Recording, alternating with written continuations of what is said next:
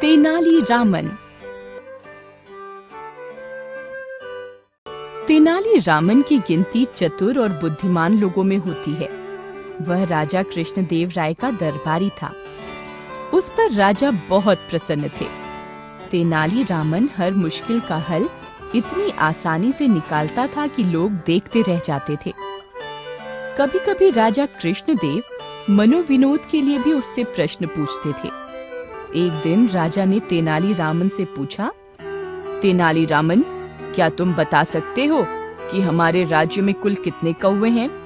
तेनाली रामन प्रश्न सुनकर हैरान रह गया। उसने राजा का मुख देखा। उनके चेहरे पर शरारत दिखाई दे रही थी। तेनाली उनके मन की बात समझ गया। बोला, जी हाँ महाराज, मैं बता सकता हूँ कि राज्य में कुल कितने कौवे हैं। महाराज ने कहा, बिल्कुल ठीक संख्या बतानी होगी।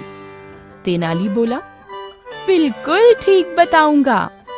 अगर संख्या गलत हुई तो मृत्युदंड मिलेगा। महाराज ने चेतावनी दी। मुझे स्वीकार है, तेनाली रामन ने कहा। तुम्हें इसके लिए 2 दिन का समय दिया जाता है। यह कहकर महाराज चले गए। दरबारियों ने सोचा, अब तो तेनाली रामन फंसेगा। 3 दिन बाद तेनाली रामन दरबार में पहुंचा। सारे दरबारी कौतूहल से उसे देख रहे थे। महाराज ने उससे कौवों की ठीक संख्या पूछी। तेनाली रामन ने कहा, महाराज, हमारे राज्य में कुल 2,07,88 कौवे हैं। कैसे मानूं कि यह संख्या सच है? महाराज बोले। महाराज ने फिर पूछा, यदि यह संख्या कम या अधिक निकली तो? तेनाली रामन बोला, ऐसा नहीं होगा महाराज। अगर ऐसा हो भी गया तो समझ लें कि कुछ कौवे बाहर अपने संबंधियों से मिलने गए हैं या कुछ अतिथि बनकर हमारे राज्य में आए हुए हैं। हमारे राज्य में कौवों की कुल संख्या यही है। महाराज के पास इस उत्तर को गलत सिद्ध करने का कोई तरीका नहीं बचा। दरबारी भी तेनाली रामन की बुद्धिमानी का लोहा मान गए।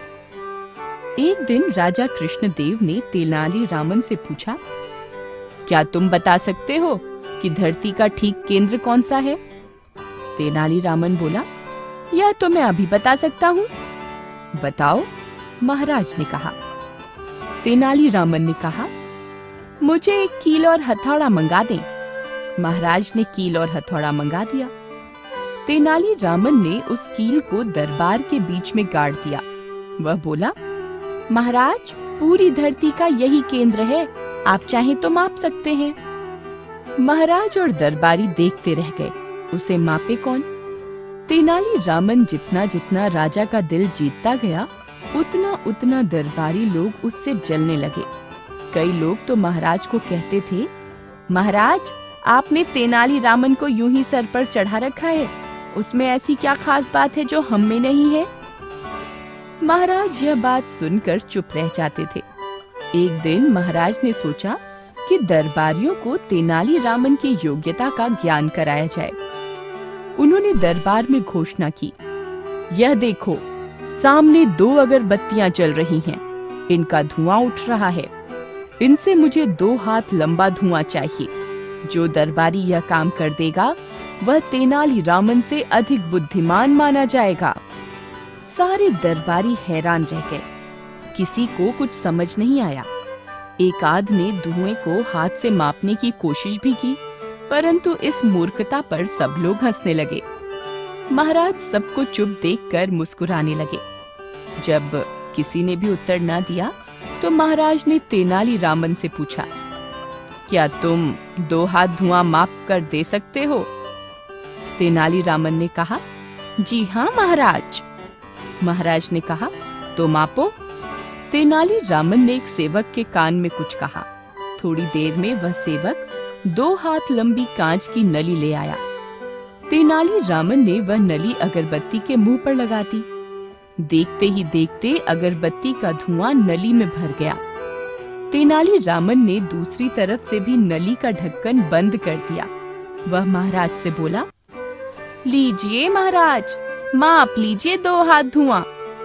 सारे दरबारी ठगे से खड़े रह गए। महाराज कृष्णदेव राय ने कहा, अब तो समझ गए होगे तुम लोग, जो काम कोई और नहीं कर सकता, तेनालीराम उसे अपनी चतुराई से कर सकता है।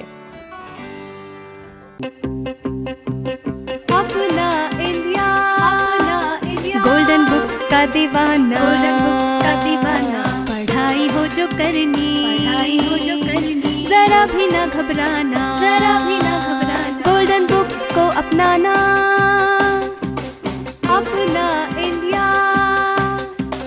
बुक्स का दीवाना, गोल्डन बुक्स का दीवाना, गोल्डन